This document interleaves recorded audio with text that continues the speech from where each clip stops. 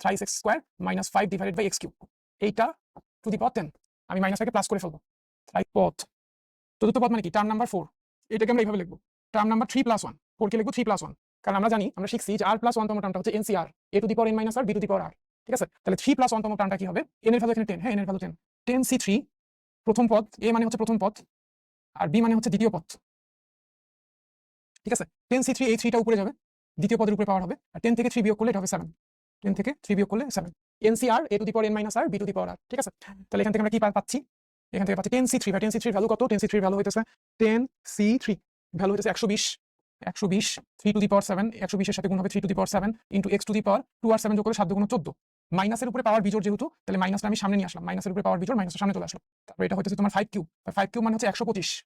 ঠিক আছে, আর x to the power 9, 3 into 3 মানে হচ্ছে 9, তাহলে আসো minus 120 into 3 to the power 7 into 125, 3 to the power 7 into 125, কত আসে? ওরে বাপ রে, 32805, 32805 000, আর x টু দি পাওয়ার 14 থেকে 9 বিয়োগ হবে, তাই না? 14 থেকে 9 বিয়োগ করলে কত হয়? 5 হয়, তাহলে x টু দি পাওয়ার 5। এটাই হচ্ছে তোমার এটার বিস্তৃতির চতুর্থ পদটা। ঠিক আছে, চতুর্থ পদ মানে হচ্ছে 3+1 তম টার্ম। ওকে, এবার আসো, এখন এটা একটা মজার অঙ্ক যে এইটা বিস্তৃতির শেষ হতে তৃতীয় পদটা বের করো। ঠিক আছে, এখন শেষ হতে তৃতীয় পদটা প্রথম হতে কততম পদ? তোমরা একটু কমেন্ট করে আমাকে জানাও তো, যে এটা আমরা কিন্তু নরমালি এটা পড়ছিলাম কি, যে প্রথম হইতে বিস্তৃতির চতুর্থ পদটা, চতুর্থ পদ হিসাব করতে থেকে প্রথম থেকে 1 2 3 4, এবার বলছে শেষ থেকে তৃতীয় পদ বের করতে, শেষ থেকে হিসাব করতে বলছে। দেখো আরেকটু দেখাই, যেমন এটা হচ্ছে প্রথম পদ, এই প্রথম থেকে তৃতীয় পদ কোনটা? 1 2 3, এটা প্রথম থেকে তৃতীয় পদ। শেষ থেকে তৃতীয় পদ কোনটা? 1 2 3। ঠিক আছে, গুনতে বলছে শেষ থেকে, মানে আমরা সূত্রটা শিখছি প্রথম থেকে, তাহলে শেষ থেকে তৃতীয় পদ প্রথম থেকে কততম পদ সেটা তোমরা আমাকে একটু কমেন্টে জানাও।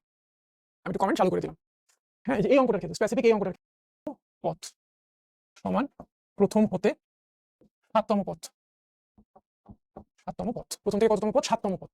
ঠিক আছে, তুমি খেয়াল করো এখানে 8 আছে, তার মানে এটাকে টোটাল যদি তুমি বিস্তার করো কয়টা পদ পাবে? 9টা পদ পাবে, 9টা পদ পাবে, একটা পদ, দুইটা পদ, 3 4 5 নম্বর পদ, 6 নম্বর পদ, 7 নম্বর পদ, 8 নম্বর পদ, 9 নম্বর পদ, 9টা পদ পাবা। ঠিক আছে, এটা হচ্ছে প্রথম পদ, দ্বিতীয় পদ, তৃতীয় পদ, চতুর্থ, পঞ্চম, ষষ্ঠ, সপ্তম, অষ্টম, নবম, 9টা পদ পাবা, যেহেতু এখানে 8 আছে। শেষ থেকে তৃতীয় পদ কি?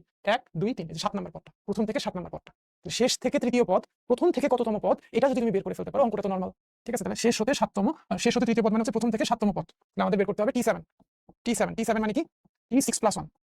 এখন এটা কি? n এর ভ্যালু কত? 8, 8c8, সরি 8c6, NCR প্রথম পদ কত? 3x স্কয়ার, দ্বিতীয় পদ কত? -5 ডিভাইডেড বাই x কিউব। তো এই 6টা যাবে উপরে, 8 থেকে 6 বিয়োগ করলে হবে 2। এবার ক্যালকুলেশন যদি তুমি করো, তাহলে 8c6 এর ভ্যালু কত? 8c6 এটার ভ্যালু হচ্ছে 28 into 3 square, 3 square x into x to the power 4, 2 আর 2 গুণ করলে 4, মাইনাসের উপরে পাওয়ার জোর হলে মাইনাসটা ভ্যানিশ হয়ে যাবে। তারপর ইনটু 5 টু দি পাওয়ার 6, বা 5 টু দি পাওয়ার 6 এর ভ্যালু কত? 5 টু দি পাওয়ার 6 এর ভ্যালু হচ্ছে 156 25, 156 25, আর x টু দি পাওয়ার 3 6 18। ঠিক আছে, ওকে ওকে, তাহলে আসতেছে কত? 156 25 মানে 5 টু দি পাওয়ার 6 ইনটু এটা হচ্ছে 28 ইনটু 3 স্কয়ার, 3 স্কয়ার মানে হচ্ছে 9। ওকে, তো এটা বিশাল একটা ভ্যালু আসতেছে 39375007500। এখন এক্সট্রাকে উপরে লিখতে হবে, উপরে লিখি যদি, তাহলে 4 থেকে 18 বিয়োগ হবে, 4 থেকে 18 বিয়োগ করলে হচ্ছে -14, বা তুমি লিখতে পারতা divide by x to the power 14, এটাও লিখতে পারতা, তোমার যেটা খুশি। ঠিক আছে, শেষ, এটাই হচ্ছে তোমার অঙ্কটা। তাহলে আমাদের এখানে শিখতে হলো কি, যে এইটা ফর্মুলা হিসেবে আমরা একটু মনে রাখবো, এইটাকে ফর্মুলা হিসেবে আমরা মনে রাখবো। আমরা কি অঙ্কটা বুঝছি কিনা? তো অনেক সময় পরীক্ষাটা বের করতে বলবে, তোমরা বলো যে ভাই প্রথম থেকে পঞ্চম পদ বের করতে পারি, শেষ থেকে পঞ্চম পদটা কেমনে হবে? এটা তো পারি না। সো এই ফর্মুলাটা জানা থাকলে তুমি এখন শেষ থেকে বলো, প্রথম থেকে বলো। a plus b whole to the power n এর বিস্তৃতিতে,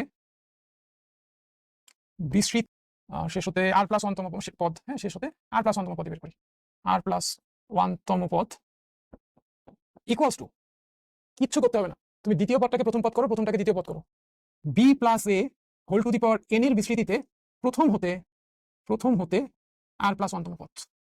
বুঝো না এখনো? অনেক চালাক যারা আছে তারা বুঝছো, বেশি চালাক যারা বুঝছো বুঝবে, তুমি একটু বেশি চালাক। আমি বলি কিচ্ছু না ভাইয়া, হ্যাঁ তোমাকে বলছে এটার বিস্তৃতিতে শেষ হতে তৃতীয় পদটা বের করতে, তুমি একটা কাজ করবা, এটা আরেকটা টেকনিক। কি কাজ করবো?